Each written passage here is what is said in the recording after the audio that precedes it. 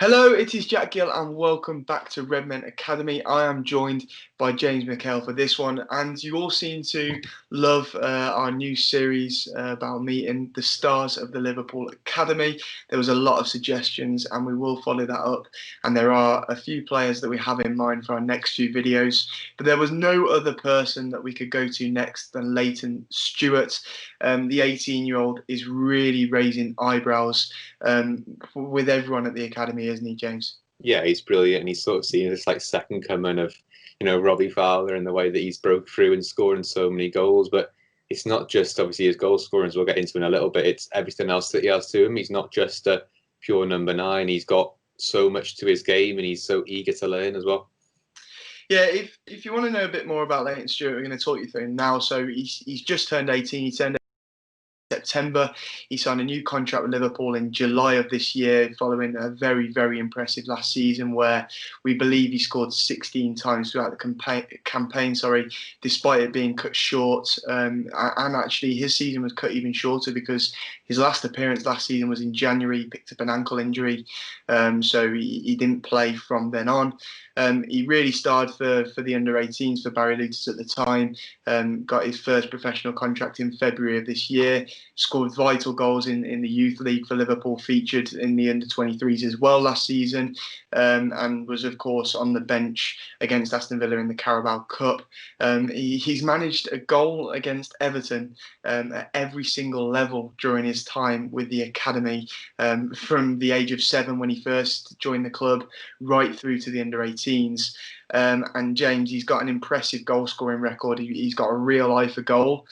He's once netted 56 times in a single season with the under-16s. Now, this Yeah, guy, James, we've said this a lot as Liverpool fans before about young starlets, but I mean this when I say this about Layton Stewart. I genuinely believe that this young lad is the real deal. yeah, because he's got, you're saying he's such a complete player, and obviously he models himself, according to that article on the Liverpool website, he models himself on sort of Robbie Fowler, Michael Owen kind of player who likes to go off the defender, and also isn't just, a pure player too. He can go drop deep, he can link forwards, he can play with other players and play interchangeably on that front line, and he's such an asset to have, and it's clear to see why he's rated so highly at the club. It's interesting that you draw that comparison to Fowler and Michael Owen, because he's been asked about this before and who his two heroes are, and he said before that it's Robbie Fowler and Michael Owen. He's always watched them two on YouTube because he feels as though they're quite like him. He says they're always in the goal frame, they're always sniffing around defenders and trying to get in the box and score tap-ins. He even says he's spoken to God 2 times, God as in Fowler, of course, and he talks to him about getting in the goal frame and that simple goals and tap-ins are just as good as the big goals.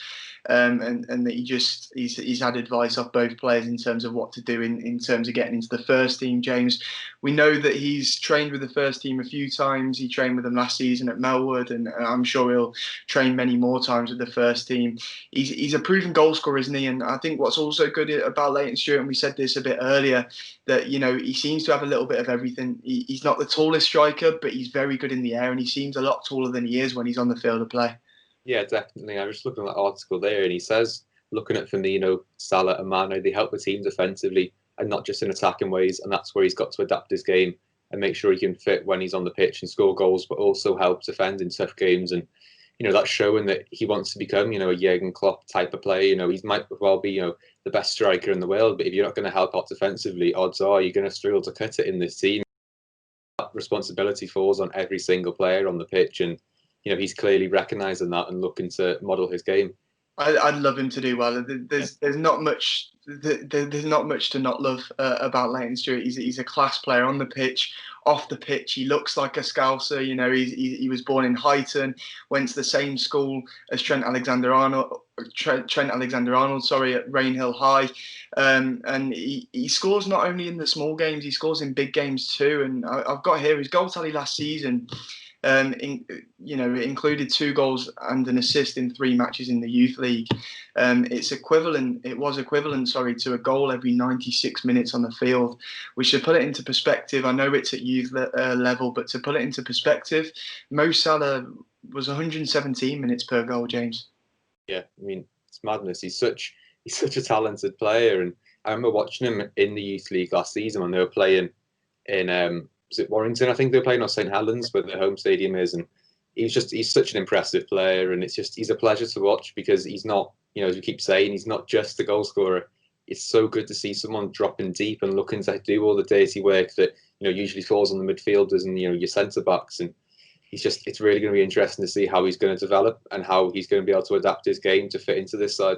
It was interesting as well because when he stepped up to the under-23s last season, I got to watch him then too for the under-23s, and he didn't look out of place at all. And I think when he does make the step up on a more permanent basis, he'll get a similar amount of goals for them. I just think it's difficult at the minute because obviously they've got Joe Hardy, Pal Glatzel, players like that in the under-23s, and I think for Layton Stewart now it's about making himself a regular for Barry Lutis in that under-23s. But right now, I bet Mark Bridge Wilkinson is begging Barry to let him stay with the under-18s because he's just on fire, isn't he? Yeah, I mean, I've got here, according to Transfermarkt, he's got 8 goals in 6 games for the under-18s this season, and 1 appearance for the under-23s as well. And, he seems to be, continuing that form despite having that injury last season and not playing a huge amount of football in 2020. So to see him kick on, to see him continue to push and have that hunger to break into that under-23 side, it's absolutely refreshing to see because he's not going to rest on his laurels. He knows where he wants to go and he knows how he's going to get there. He's been with the under-18s since Gerrard was the manager of the under-18s. He was 15 at the time. Alex Inglethorpe has spoken very highly on him too. He says, look out for him. He can be anything he wants to be. When he was asked to pick one name from the academy for goal, and Neil Jones at the goal, and he picked out Layton Stewart.